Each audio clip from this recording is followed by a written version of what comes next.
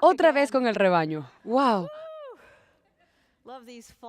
Me encantan estas reuniones que tenemos en otoño. Os tengo que transmitir saludos de otro encuentro del que acabo de volver. El IUCN se reúne cada 4 años. Son la reunión de conservacionistas.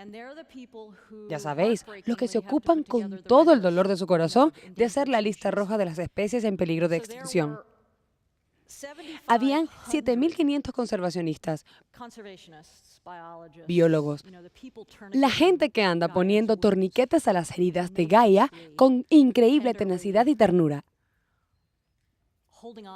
agarrándose a lo que queda. Y era como un mosaico histórico de culturas del mundo, y gracias a Greenpeace Fund había muchísimos líderes indígenas, así que ha sido un encuentro muy potente. Y cuando veías a la gente charlar en los vestíbulos, podías ver sombras de preocupación en todos los rostros. La cara de la humanidad asombrecida por la preocupación. Al mismo tiempo que estábamos celebrando la reunión, la economía estaba temblando, ya sabéis. Todas esas copas de cristal creyéndose en la mesa y estallando. Nos levantábamos por la mañana para ir a nuestra sala correspondiente desde la habitación de nuestro hotel y nos encontrábamos con toda la prensa mundial. Y todas mostraban las mismas fotografías, en las típicas imágenes diciendo "ra, ra, ra, ra, ra", con las manos en la cabeza, "ra, ra, ra, ra", como una película de Godzilla. Ya sabéis. ¡Ah! Ese grito y ese sonido de la caída del viejo paradigma.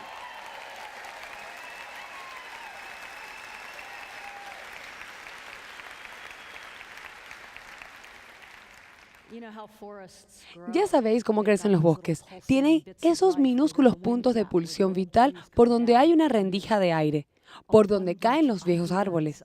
Ahí debajo hay una gran abundancia de ideas, ¿no?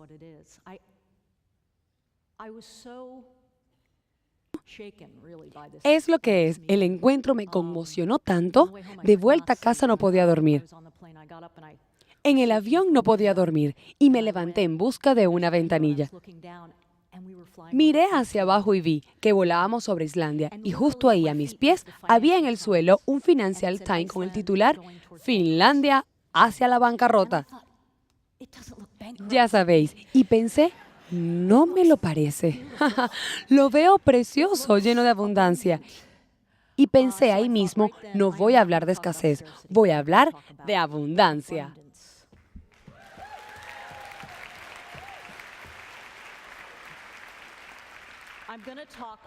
Voy a hablar sobre las ideas de la vida.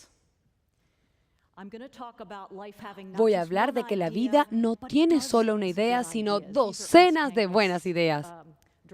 Estos son los dibujos de Ernst Haeckel en 1904. Arte en la naturaleza. Quiero decir, no solo una rana, ya sabéis. Creo que Ernst pudo haber usado algún tipo de líquido conservante en estos dibujos. No estoy segura, siguiendo la tradición de los mejores libros de la historia natural. No solo una tortuga, no solo un lagarto, no solo una lombriz.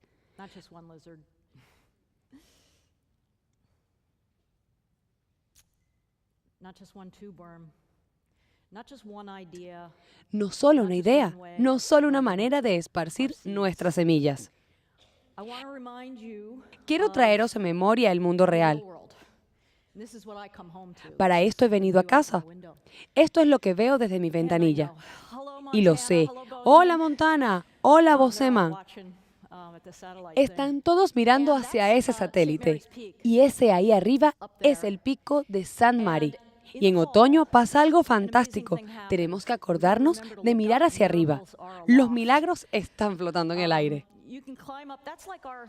Podéis subir, es nuestro parque. Solo se tardarán 5 horas en llegar a la mesa del picnic. Aunque no hay mesa de picnic tampoco. Pero cuando estás allá arriba en el otoño, ves mariquitas, miles y miles de mariquitas. Las mariquitas migran y llegan a las cotas muy altas y emprenden esa larga y sinuosa migración. y se cansan. Y para parar a descansar en el pico de la montaña de St. Mary, y cuando llegan en la cima cansados, las mariquitas se cubren entero. Vuelan alrededor de tu cara. Son increíbles. Increíbles y muy abundantes. Y hay algo que es relativamente escaso ahora y que entiende la abundancia, y es el oso pardo. En montaña, a unos 1.500 kilómetros al norte de ese pico, el pico de St. Mary, estas montañas Misión, ahí hay una reserva india de los Flander. En esta época del año cierran la montaña a los escaladores para que el oso pardo pueda comer su ración de mariquitas. Docenas de ellas, imaginaros. Los milagros están en el aire. Docenas de oso pardo en el medio de tal abundancia. Son pequeñas cosas como esta la que nos ayudará a pasar el invierno. Los pueblos indígenas han sabido desde hace mucho tiempo que los modelos están ahí, pero nosotros, la cultura industrial occidental, lo estamos descubriendo ahora también. Aquí tenemos algunos de los aprendices de la naturaleza, la gente a la que tengo el honor de documentar en mi carrera y que están buscando rediseñarlo todo, que han comprendido el paradigma de nuestro diseño, que no es más que un manoteo equivocado de una especie demasiado joven. Hablando de especies jóvenes, este es el equipo de Biomímesis GIAD y estamos embarcados en este fantástico viaje. Hace un par de años tuvimos el privilegio de poder dedicarnos sin limitaciones a empacarnos en la literatura de la biología.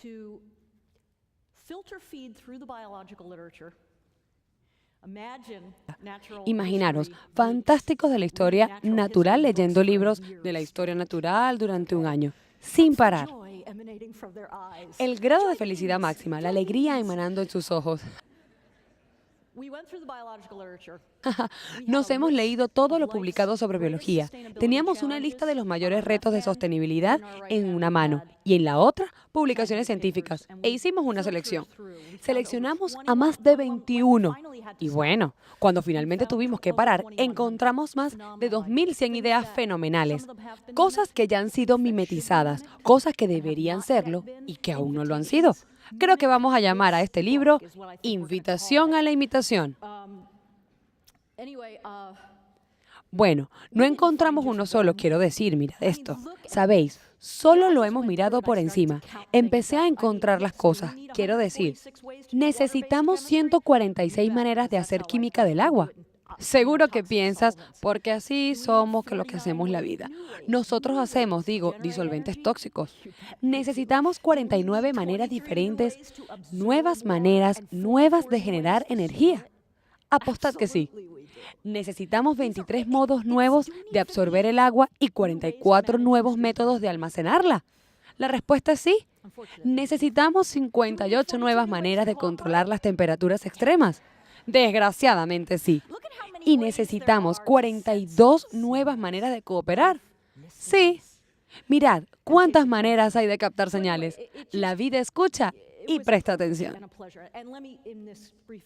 Bueno, es solo que era un privilegio y un placer. Y permitidme, en este poco tiempo, que te intente demostrar algunas de las cosas que son increíbles. El CO2 para los moluscos y los corales no es un problema, es un alimento. Los corales crean, ¿sabéis? Decimos que ahora están secuestrando CO2. Usan el CO2 para hacer sus corales. Hay una empresa que se llama Cholera. Hay empresas y hay gente que ha estudiado biomineralización y está haciendo ese trabajo ahí en los fondos marinos. Los científicos que fundaron esa empresa estudiaron huesos y corales y ahora están descubriendo la manera de hacer cemento usando la mitad del CO2 que usamos normalmente.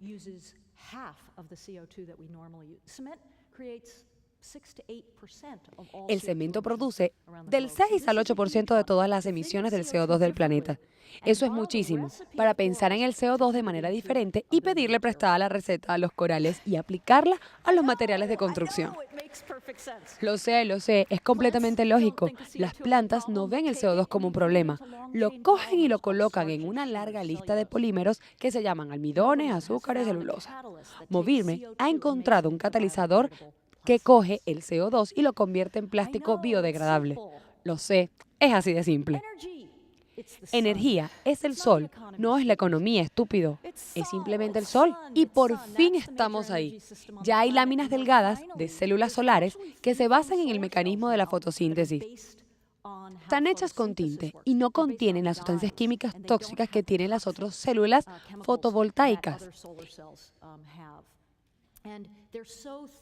Y son tan delgadas que pueden integrarse en los textiles que se usan para fabricar esas mantas para leer y estupendas que hace Sheila Kennedy en Harvard.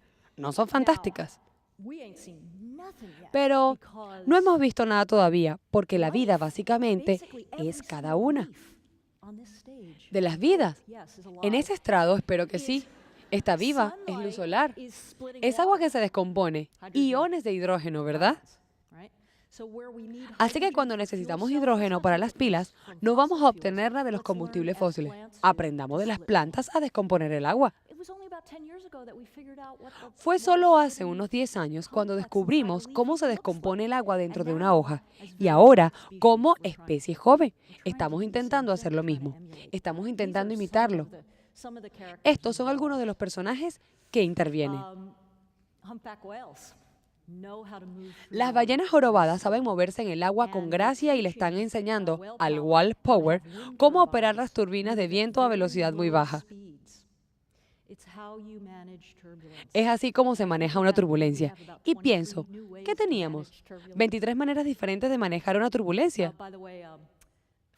Y quiero deciros, de paso, que los chicos del Whale Power van a estar aquí en una de estas salas más tarde. BioPower es una empresa australiana que está aprendiendo a manejar la energía desde las olas del mismo modo que lo hacen las algas kelp gigantes, porque agarrarte bien es una corriente, sobre todo si es del océano. Es una buena manera de romperte. Así que hemos aprendido a crear ganadores de energía de las olas que funcionan. Anguilas eléctricas, 600 vatios de potencia, ¿vale? Sin mercurio, sin plomo. Sin tener que llevar las pilas al punto de reciclaje y sin matar a nadie cuando se descomponen. La gente está investigando cómo coger la materia corporal y crear una carga eléctrica. ¿Cómo se puede almacenar una carga eléctrica con energía corporal? Lo primero que están investigando es cómo crear aparatos médicos como retinas artificiales que operan. ¿Cómo funciona? Su propio fluido. Pero espero que puedas posar tu mano en el ordenador portátil y cargarlo. ¡Ja!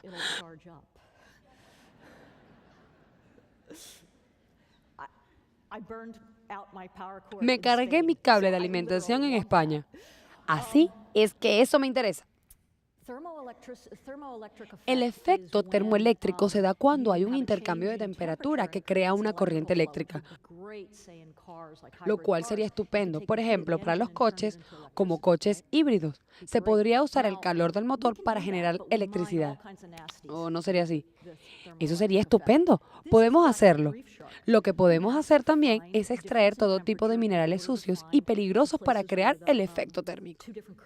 Se trata de un tiburón de arrecife que necesita una diferencia térmica para poder encontrar los sitios en los que se cruzan las corrientes, que es donde viven sus presas, que es ligerísima.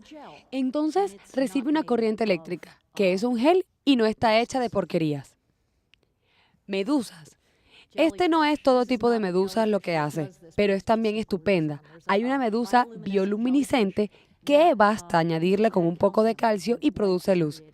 Y esa es la bioluminiscencia que se nos resistía, pero parece que se están haciendo procesos.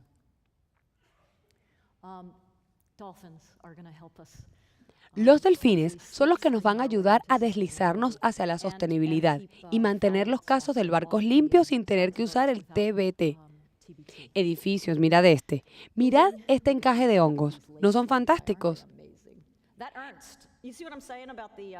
Este ent, ¿veis lo que digo sobre los fluidos conservantes? Definitivamente. Imaginad que tenés tiempo para dibujar eso. ¡Qué suerte! Casi como los del grupo de biomímesis Guild.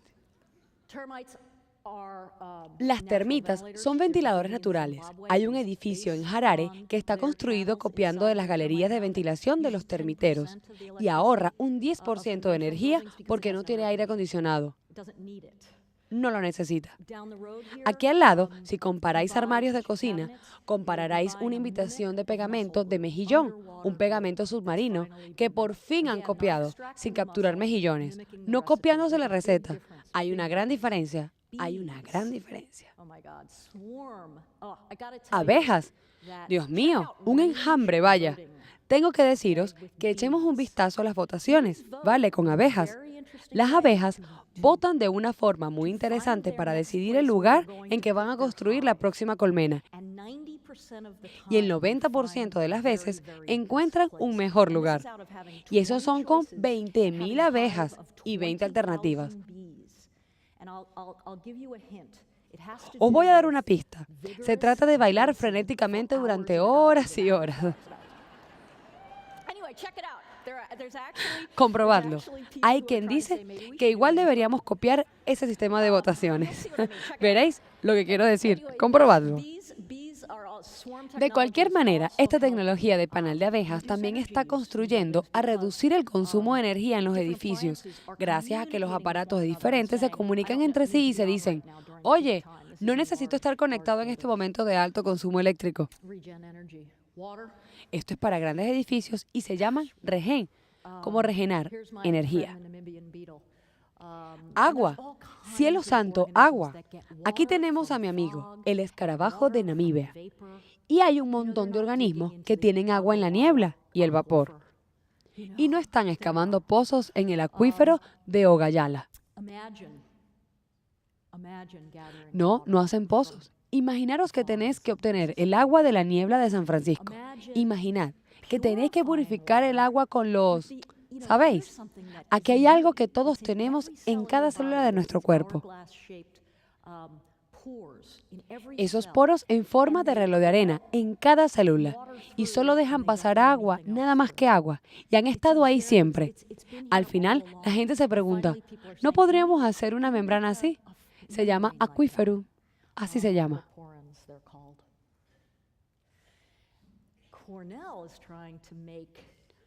Cornell está intentando hacer algo que absorberá el agua con la misma fuerza que lo hacen las raíces de las plantas desérticas.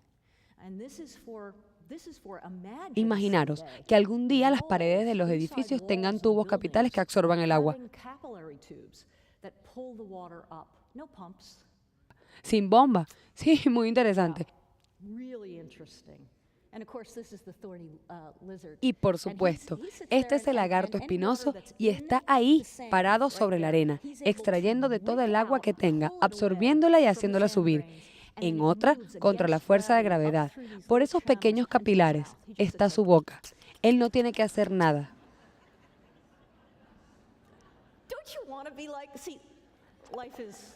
¿Os gustaría ser? ¿Veis? La vida es enormemente abundante. No estamos todavía en bancarrota, ¿no? Aquí tenemos a Jane Hamry. Es el Pax y uno de sus maravillosos diseños basados en la forma de influyentes perfectas en la naturaleza. Si dejamos que las cosas fluyan de la forma que quieren fluir, se reduce la fricción, el ruido, el gasto, y a que sí, y el desgaste es maravilloso.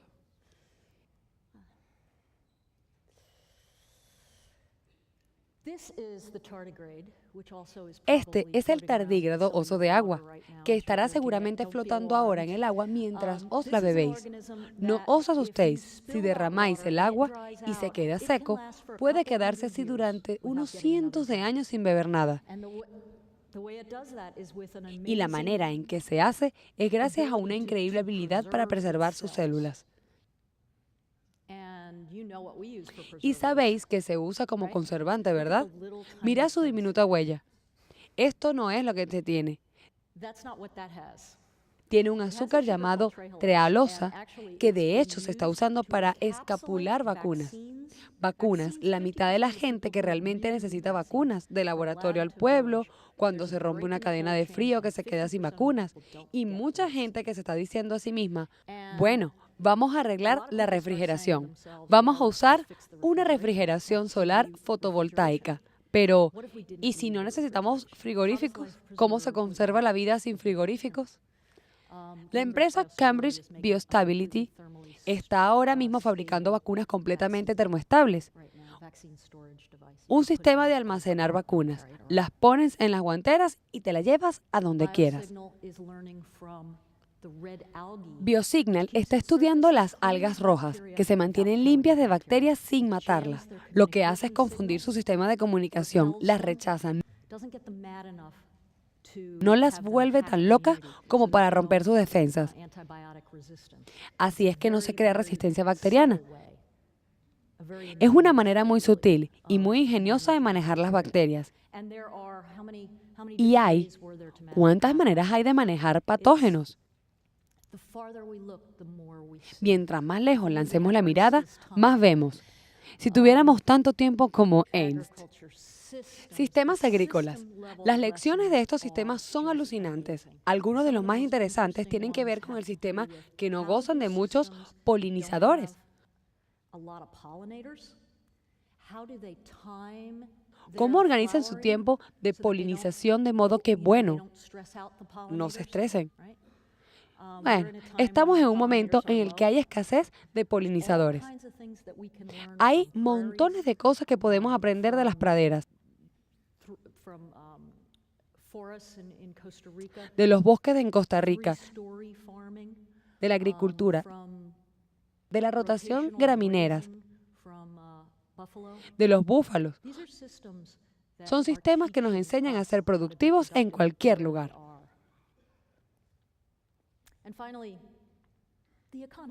Y finalmente la economía. Vuelta a las finanzas. Bueno, había un titular de ese ejemplar de Financial Times cuando miraba a Islandia desde el cielo. A esa Islandia en bancarrota había un titular que decía: Bush intenta inspirar confianza. Estaba dando un discurso. Bush intenta inspirar confianza a los ciudadanos. Este es el Financial Times, no la cebolla, ¿vale? Era muy... Ese periódico muy... Intenta Bush inspirar confianza. Y el segundo titular era: dice que el plan estabilizará los mercados. Y el tercer titular: la bolsa se desploma durante el discurso.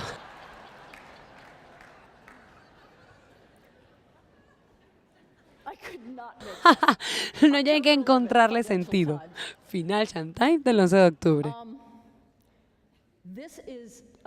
Esta es la red alimenticia de un bosque natural.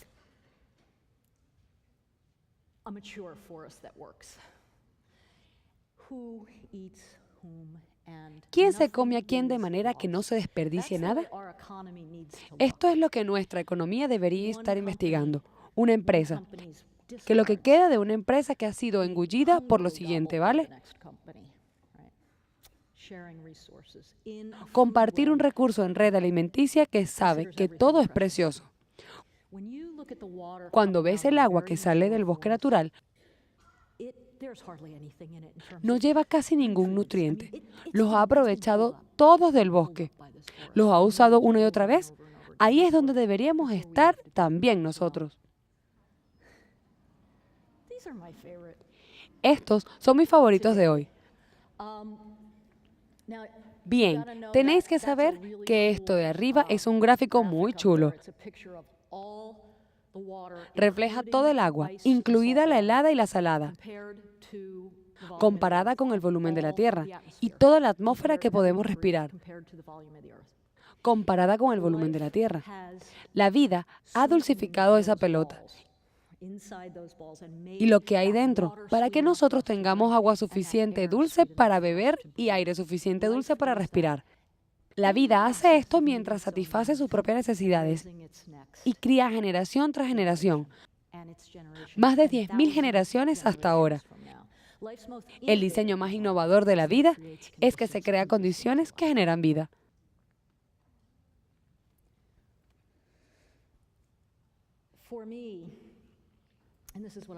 Para mí, eso es lo que les ha dicho los amigos del IUCN. Esta es una manera nueva de ver la biodiversidad. Les dije, ¿sabéis cuando doy charlas como esta que me vuelvo a la audiencia y les pregunto, ¿creéis que debemos conservar la biodiversidad?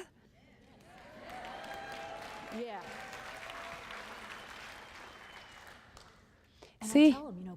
Y les dice, ¿sabéis? La gente se ríe con esa risa que les hace saltar las lágrimas. Por supuesto, claro, por supuesto.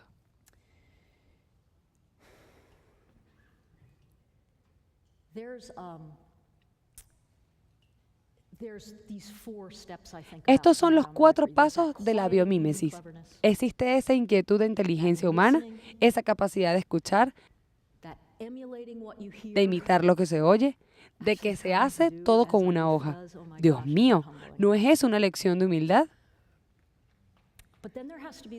Pero luego tiene que venir el 4.º paso, la parte en la que decimos gracias, cuando ponemos el tabaco en la esquina de nuestro tipi. Es la parte en la que recordamos en qué consiste ser educados con la naturaleza.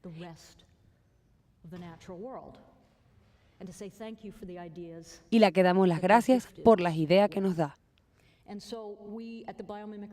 Y así pues, el Instituto de Biomímesis ha puesto en marcha un programa que se llama Innovar para Crear, en el que pedimos a las empresas que trabajan en esto que den un porcentaje de sus beneficios para conservar el hábitat de los organismos que han inspirado sus productos.